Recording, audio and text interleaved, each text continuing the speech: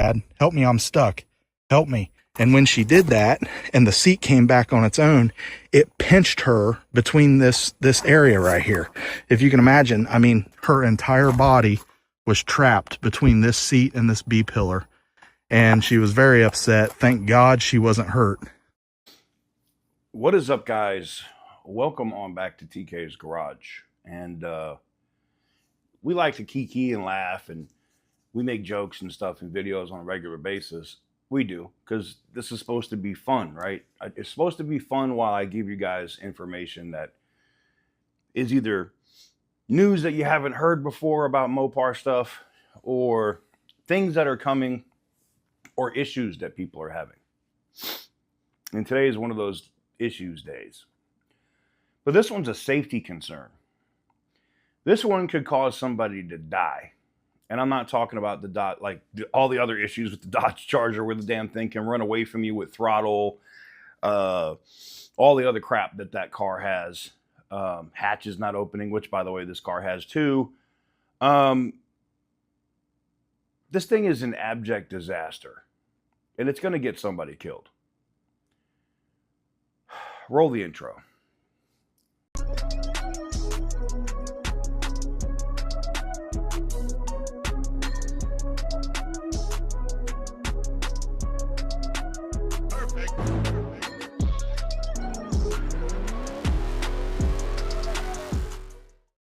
So welcome on back to TK's Garage. I published a community post last night, publishing another guy's video, right? And let me see if I can pull it up for you real quick.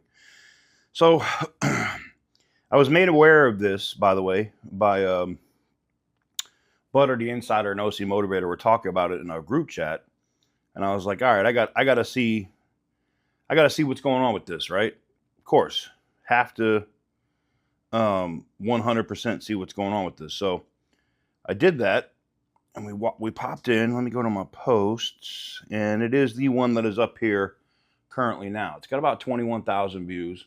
I'm hoping that us talking about it and pushing it is getting the word out there. There we go. It's a better view of it. That's the car. Okay. I know my light's all in your face.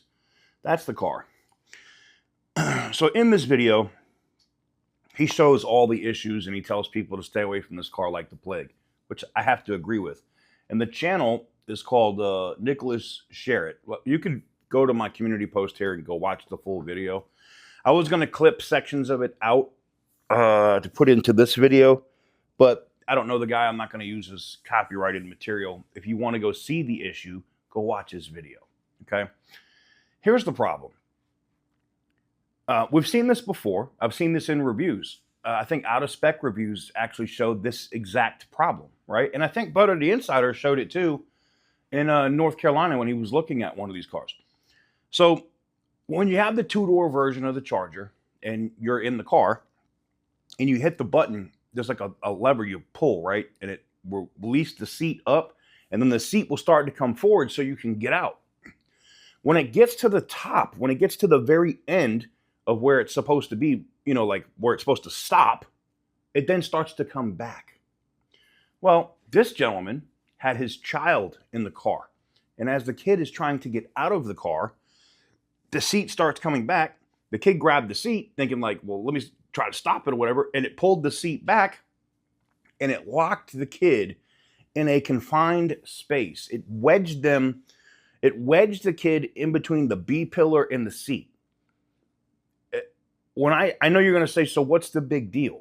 It's like this much room, okay? Yes, kids can be small, okay? You are correct. Kids are not always big. They're not big kids, you know, maybe but that is a dangerous position to be in. It can asphyxiate you quickly. There's been multiple cases of shit like this happening. I read about one with a kid in a Honda Odyssey. Was getting in the back of his something to get something out for golf or something, I think. And then the seat collapsed on him as he was in the thing, and he got asphyxiated. Couldn't breathe. He was dead. And had this father not heard his, child calling out for him, we could have had a similar issue. This is a massive safety concern. Now, look, I've talked about this before. Have I submitted NHTSA reports on Mopar products before? Sure did. Submitted one on that one when the car was running away that they say that Stellantis says is a fucking feature. All right, miss me with that shit. That's not a feature. Oh, in case the throttle, we've had it since gas cars. In case something in the throttle breaks, you can get some. No, come on, bro. Stop it. Stop the cap. Please, just stop. Not a feature.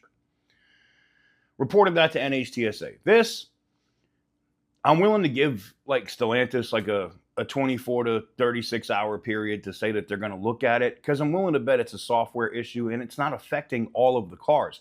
But one thing I noticed, all of the vehicles that the rear hatch doesn't open has the same issue with the seat. Seat goes forward, seat goes back. All of the ones where the hatch won't open have the same issue with the seat. So it tells me that there's a software issue. Could it be fixed? Sure. I mean, for this gentleman, it's just a lease.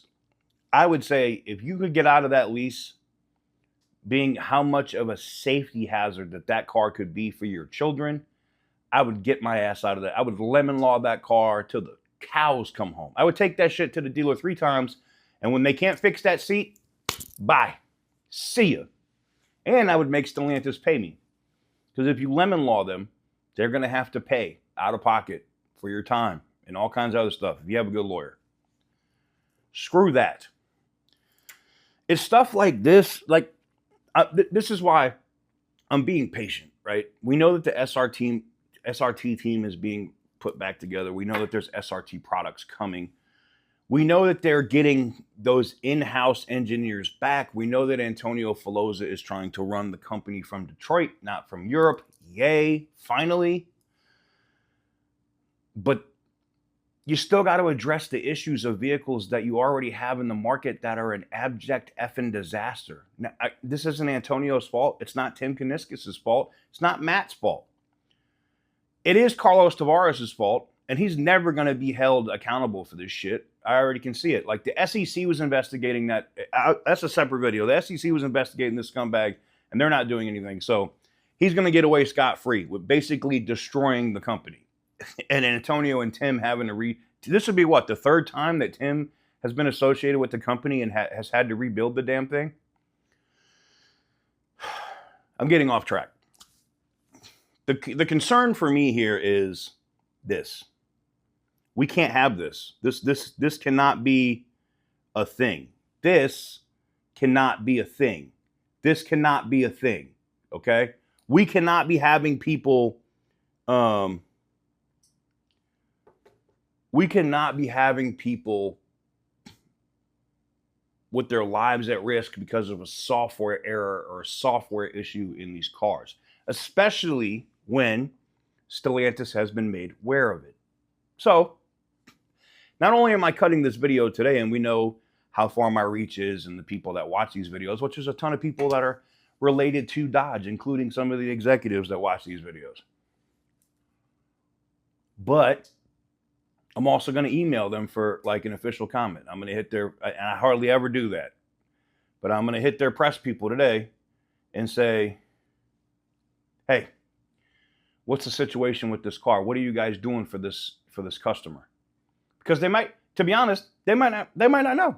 They may not know that, but they're going to know today. They're going to know today because we can't be having this, man. And this is the thing. Things happen, right? It's how the company fixes it or does the right thing that makes it better or not. The reason why I'm such a huge Dodge or Chrysler, Dodge, Jeep, Ram fan, the reason why I will keep spending my money on these trucks and these cars is because of how I see the people behind the company that make things right. And I'm talking about like last year, or shit, almost 2 years ago now, right? When they, when Tim stepped up and made sure that the active duty soldier that was deployed got taken care of, even though he got screwed out of his Demon 170. They made him a 1-of-1 Demon 170. That's the kind of stuff I know this company can do. That's the kind of stuff I know Dodge is built on.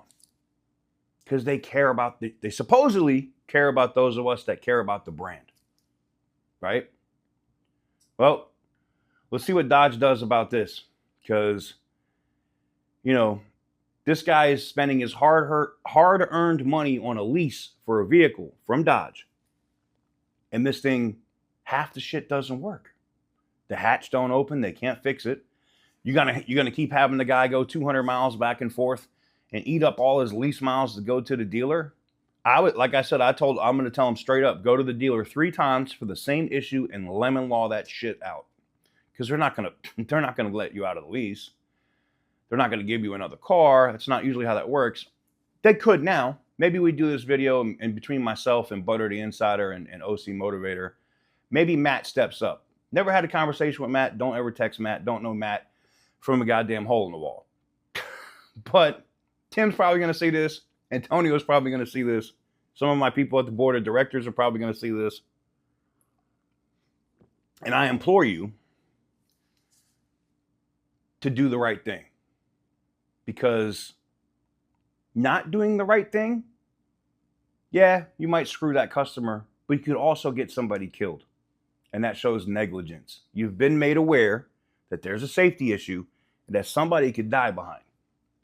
Fix it. It's not that hard. Let me know what you guys think in the comment section down below. Give the video a big thumbs up if you like what I do. Hit the subscribe button if you haven't already.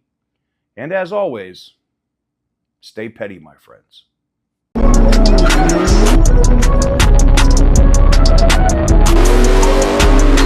Whoopsie!